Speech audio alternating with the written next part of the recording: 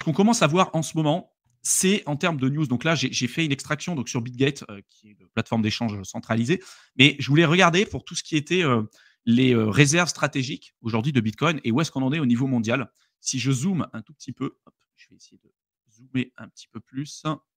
Tac. Voilà. On a quand même pas mal de pays dans le monde où on est dans la réflexion. On est dans la réflexion, est-ce qu'on va adopter le Bitcoin, on va mettre du Bitcoin en réserve stratégique au sein de certaines banques, au sein de certaines infrastructures. Donc il y en a beaucoup où c'est en pourparlers, où c'est en considération. Donc il y a la Russie, en ce moment, bah, il y a le Brésil et les États-Unis évidemment qui sont en train de travailler sur ça. Le Salvador, qui est aujourd'hui Orange Pilled, évidemment. Et puis, il y en a d'autres où, pareil, c'est en pourparlers. On a la Suisse, on a Hong Kong, Venezuela. Alors, l'Allemagne, ça me fait rire de la voir là-dedans, alors qu'ils ont vendu 55 000 ou 50 000 bitcoins, je ne sais plus, qui avaient été saisis lors d'une enquête policière. Donc, bon, ils essaient de réfléchir s'ils veulent en mettre dans leur réserve. Bon, ils n'ont peut-être pas le choix parce que c'était lors d'une saisie. Mais c'est marrant de se dire qu'ils ont vendu presque le bottom et que là, ils considèrent peut-être d'en acheter. Bon, ça fait partie de l'Europe, ça me choque pas non plus. Mais en tout cas, on voit que ça commence à changer au niveau mondial, que les différentes vagues, à chaque fois, on arrive avec des nouveaux participants en crypto. Les premières vagues, c'était vraiment la tech. Deuxième vague, troisième vague, c'était vraiment les retail. Là, on commence à arriver sur la quatrième vague avec les institutionnels et puis une partie des nations. Et je pense qu'après, par la suite, sur les autres cycles, ça sera vraiment les nations, les grosses entreprises qui arriveront. Même si on commence à le voir aujourd'hui, je pense qu'à un moment donné, ça changera très, très vite. Surtout si on a les États-Unis qui lead ce marché-là, quoi, globalement. Et en plus, on a beaucoup de news qui commencent à arriver là-dessus.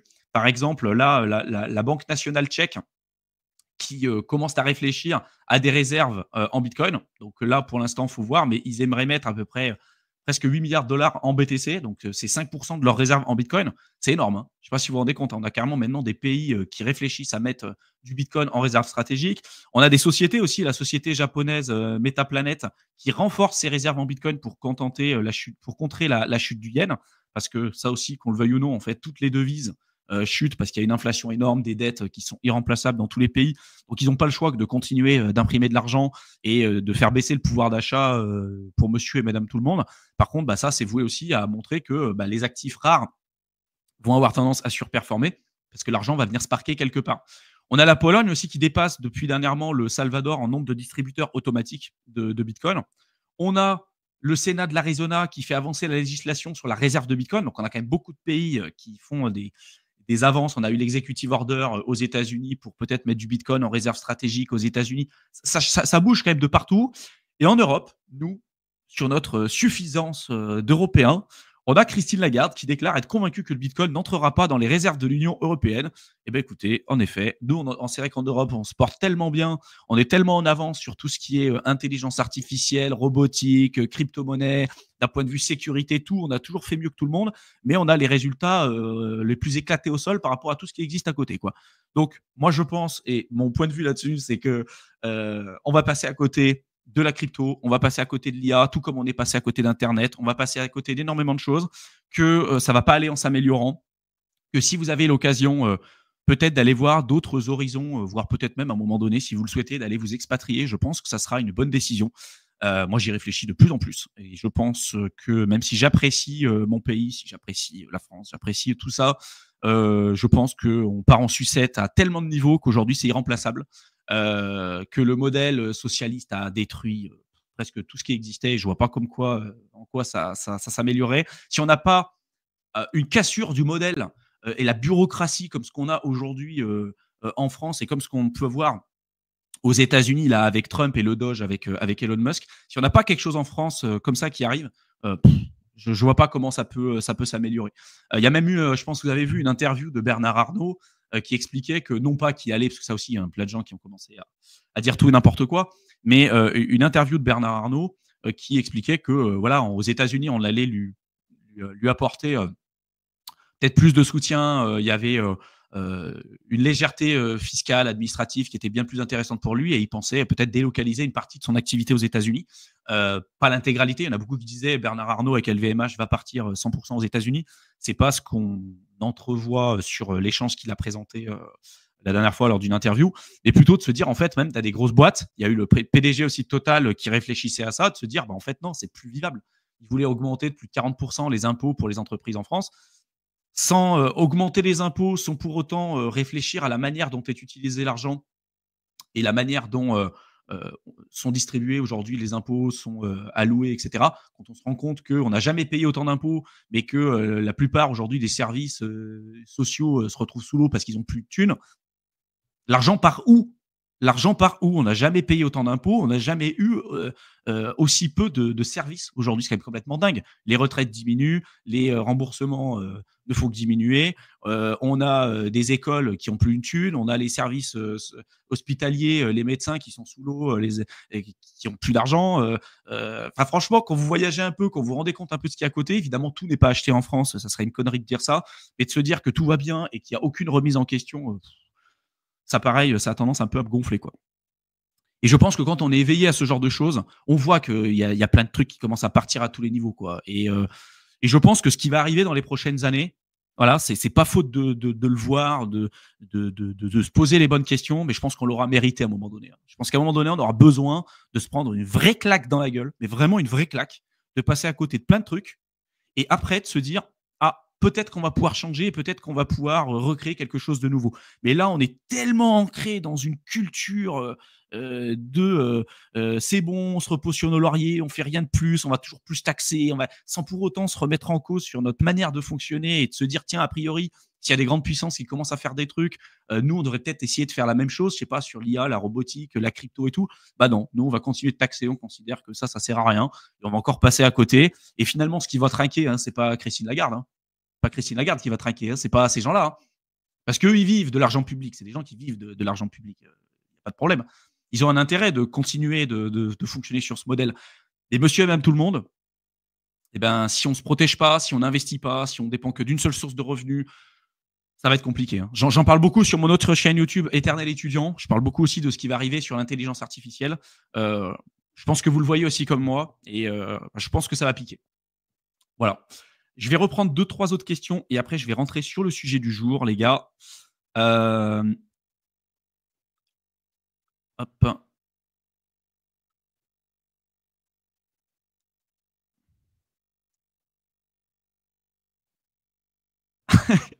Ouais, je vois que vous êtes d'accord avec moi, les gars, quand même. Qu'est-ce qu'ils sont attardés, lui. C'est terrible, hein. C'est terrible, hein.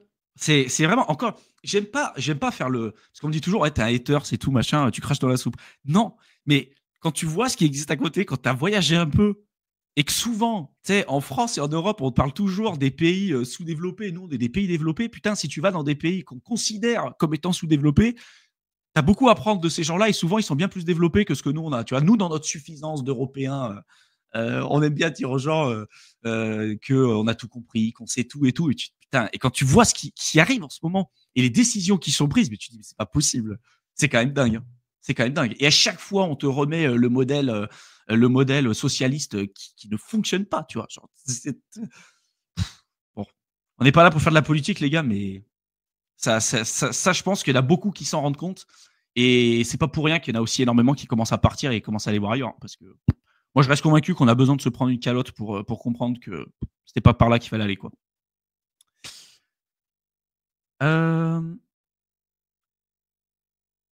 P2R, j'ai peur de vendre mes BTC. Ben, ne les vends pas. Ne les vends pas, garde-les bien au chaud. Et puis, attends que l'UE rachète ton bag dans les prochaines années. Parce qu'à un moment donné, je pense qu'ils changeront aussi leur fusil d'épaule. Ils n'auront pas le choix.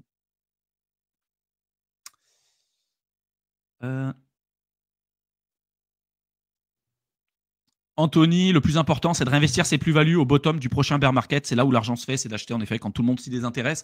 Après, tu regardes quand même la plupart des alts aujourd'hui sont quand même pas au bottom, faut pas déconner non plus, mais il y en a quand même beaucoup qui sont très proches des points bas en fait, qui ont sous-performé.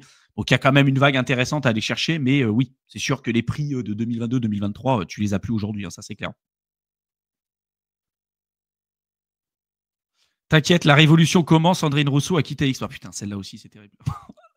Ouais, tu vois, c'est ça. C'est en fait quand t'es éveillé à ce genre de truc, quand t'as ce genre de personnalité, mais ça te rend fou.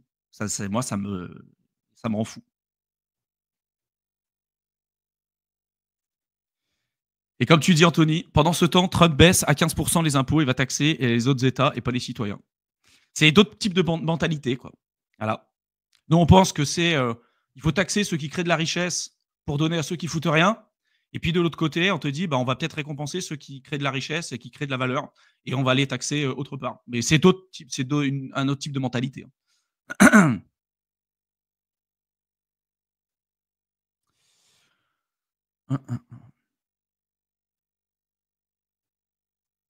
En France, on a toujours une garde retard, on a le culot des années de leçons alors qu'on est à la rue. Ouais, c'est ça. On est à la rue, mais on est à la rue, mais terrible. On est à la rue sur plein de trucs, sur plein de modèles. Et encore une fois, tout n'est pas acheté, évidemment. J'adore mon pays. Je pense que beaucoup, vous adorez votre pays. Et ça fait d'autant plus mal de voir ce qui se passe en ce moment quand vous êtes éveillé à ce qu'il y a à côté, quoi. C'est ça qui fait chier. Tu te dis, tu as beau faire ce que tu veux, ça ne changera pas les choses. C'est ça qui est dingue. Parce qu'en fait, ils font tous les mauvais choix. Tu te dis, c'est pas possible. Soit ces gens-là sont débiles, soit ils sont clairement pas débiles peut-être parce qu'ils se disent, en fait, ils ont très bien compris comment ça marchait et ils ont intérêt de faire perpétuer ce genre de système parce qu'ils en profitent à 100% en fait. Vu que c'est des gens-là qui n'ont jamais compris comment créer de l'argent, comment créer de la richesse, comment développer une entreprise et qui fonctionnent sous perforation avec les impôts qui sont payés par vous et moi, ils n'ont aucun intérêt que ça change. Si ça ne va pas, on va encore augmenter les impôts, ils peuvent le faire, il n'y a pas de problème. Quand ils ont commencé à mettre des taxes, à vouloir réfléchir, c'est un truc de fou, à vouloir réfléchir, on reste dans le sujet crypto, hein, c'est toujours pareil. Hein. Je vous parle de fiscalité. Là, ils avaient parlé à un moment donné, pour moi, c'est pas passé, ça ne passera pas, mais ils parlaient de mettre un impôt sur la fortune, sur les actifs dits improductifs, sur des plus-values latentes. Alors, je crois que c'est au-dessus de 2,5 millions, un truc comme ça.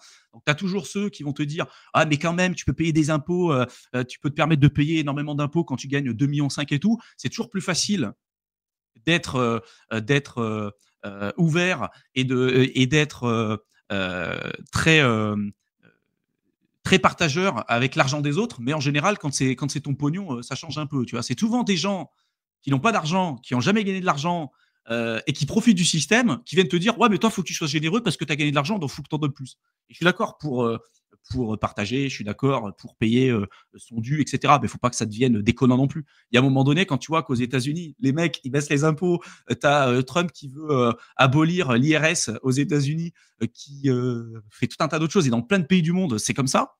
Et qu'en France, nous, on se dit, bah non, nous, on va pas faire ça, on va augmenter les impôts et on veut mettre des taxes sur les actifs improductifs. Et en plus de ça, sur des plus-values latentes. Il y avait des propositions de loi sur des plus-values latentes. Je vous laisse imaginer ce que ça veut dire. Hein. Ça veut dire que si vous avez un bitcoin au mois de janvier, par exemple, qui a 100 000 balles, et qu'après, le mois de janvier l'année prochaine, il est à 20 000, ça veut dire que, et vous n'avez pas vendu, c'est-à-dire qu'on considère que vous avez gagné de l'argent alors que vous n'avez pas vendu, vous allez peut-être devoir plus d'impôts que ce que représente votre bague aujourd'hui. C'est ça que ça veut dire. On parlait aussi de la taxation sur les passeports et tout. Voilà. Moi, toutes ces réglementations-là, là, je regarde bien, hein, mais je me dis, d'après vous, est-ce qu'il y a un avenir là-dedans? C'est quand même dingue. Bref. Hermo, beaucoup de haine est en train de se soulever contre le modèle politique en France. Ouais, exactement. Le regard de certains Français sur leur pays est resté bloqué il y a 40 ans. Ouais, le modèle de tu fais un emploi, tu fais des études longues, tu fais un emploi, tu restes 40 ans dans la même entreprise, et puis à la fin, tu auras potentiellement une retraite. Bah ouais, d'accord. Bah ça, c'est un modèle qui fonctionne plus. Puis en plus, le modèle d'il y a 40 ans, c'est plus du tout les mêmes enjeux aujourd'hui. Hein. Aujourd'hui, les nouvelles générations, elles doivent vivre avec tout ce qui va arriver avec l'intelligence artificielle, les bouleversements que ça va engendrer, la robotique, tout ce qui est lié aussi aux ordinateurs quantiques, tout ce qui va être lié aux crypto-monnaies. Bref, il y a énormément de changements qui sont en train de s'opérer. En plus, en ce moment, on ne parle pas non plus de tout le reste. Hein. Je ne parle même pas du wokisme, je ne parle même pas du féminisme, je ne parle même pas de toutes les contraintes aussi au réchauffement climatique et tout. On est dans des modèles aujourd'hui où avec des enjeux qui ne sont plus du tout ceux de ce qu'on avait il y a des années en arrière. Et donc, les nouvelles générations doivent jouer avec ça. Et on leur dit, OK, toi, tu es dans un monde comme ça, vas-y, planifie pour ton avenir, planifie pour ta retraite. On te dit cotise pour ta retraite.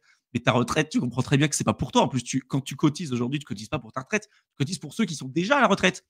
Et quand tu te regardes et que tu analyses un petit peu la pyramide des âges, tu te rends compte que la pyramide des âges, il y a de moins en moins d'actifs que de personnes qui seront à la retraite en France. Et dans les prochaines années, c'est une dynamique qui va encore plus s'accélérer.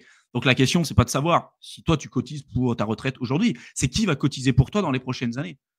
et de penser, avec tout ce qui arrive aujourd'hui et tous les bouleversements qu'on a, que de dépendre d'une seule source de revenus ou d'un salaire, ça sera suffisant et ça sera OK pour avoir une belle vie. Je pense que pour certaines personnes, ça sera le cas. Mais quand on voit ce qui arrive avec l'IA et que même ceux qui ont aujourd'hui fait énormément d'études, des médecins, des avocats, des développeurs, ou ce que vous voulez, aujourd'hui, il y a des modèles d'IA qui font bien mieux qu'eux.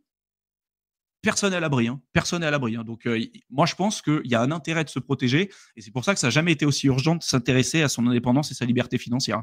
Et que ceux qui planifient sur l'État pour prendre soin, entre guillemets, de leurs vieux jours, pour moi, ça pue. Hein. Je vois pas comment ça peut tenir sur le long terme. Je préfère mieux préparer le pire et espérer le meilleur plutôt que l'inverse. Et je pense que tous ceux qui sont là l'auront compris.